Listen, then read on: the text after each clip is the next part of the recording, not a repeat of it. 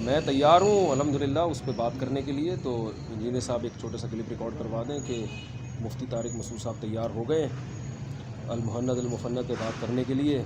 کئی دفعہ ان کا رپلائی آ چکا ہے.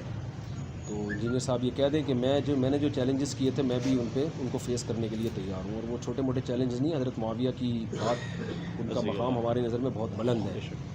تو حضرت معاویہ کا ٹاپک اسی طرح کے بہت سارے اصولی ٹاپک ہیں. تو وہ ان کے فالوورز کو چاہیے کہ وہ انجینئر صاحب کو مجبور کریں کہ بھائی مفتی صاحب تو تیار ہیں. تو آپ نے بھی جب چیلنجز کیے تھے ظاہر ہے اس لیے کیے تھے نا کہ اس کو فیس کریں گے, آپ تو کیوں نہیں فیس کر رہے.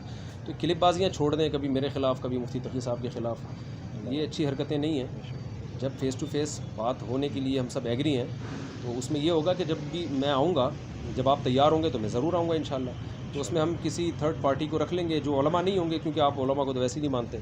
تو جہلم کے تاجر برادری جو نیوٹرل قسم کی ہوگی وہ ہمارے درمیان ایک اس طور پہ ثالثی کا کام کرے گی کہ 10 منٹ میں 10 منٹ آپ اس طرح, یا 10 منٹ آپ 10 منٹ میں اس طرح ایک ٹائم کو نا, کہ تاکہ کوئی ایسا کھلاڑا سا نہ بنے, کوئی تماشا نہ بن جائے بحث مباحثہ. تو اس طرح سے ہماری ڈیبیٹ ہوگی ان اصولوں کی روشنی میں. تو نیوٹرل کچھ لوگ آپ ہی خود ہی نامزد کر دیں, کچھ ہم لے آئیں گے, کچھ آپ لے آئیں.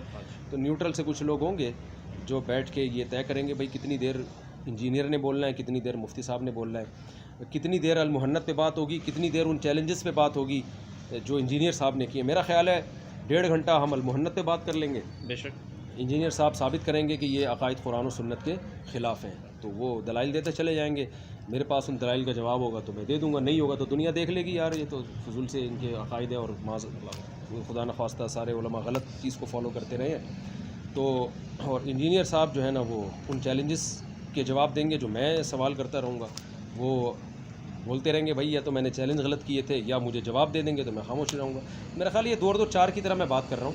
اب یہ نیا کلپ ان کا آیا کہ ان کو تو المہند میں پتہ ہی نہیں ہے کیا لکھا ہوا ہے. تو اس پہ تو آپ کو اور خوشی ہونی چاہیے, انجینئر صاحب کو اور خوشی ہونی چاہیے. یار مفتی طارق مسعود کو تو پتہ ہی نہیں کیا لکھا ہوا ہے, وہ تو پھنس جائے گا. تو بجائے خوش ہونے کے آپ اس پہ بھی طنز کر رہے ہو. تو آپ تو کہو کہ یار اب تو آئیں مفتی صاحب, آپ کو پتہ ہی نہیں, میں بتاؤں گا کیا لکھا ہوا ہے. تو ادھر بیٹھ کے بتائیں نا, کلپ میں کیوں بتا رہے ہو بھائی.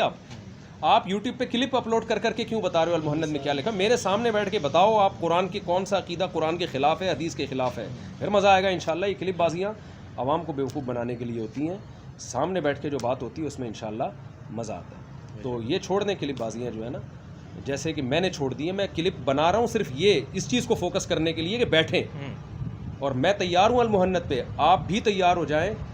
ان چیلنجز پہ جو آپ نے کیے ہیں ان کو فیس کریں آپ بیٹھ کے. یہ باتیں چھوڑ دیں فروئی مسائل اور اصولی. تو آپ نے چیلنج کیے کیوں تھے جب بات ہی نہیں کرنی تھی آپ نے. تو یہی صاحب ہیں جنہوں نے آپ کے کیمرے کے سامنے مجھے کہا تھا مفتی صاحب گھبرانا نہیں, آ جائیں.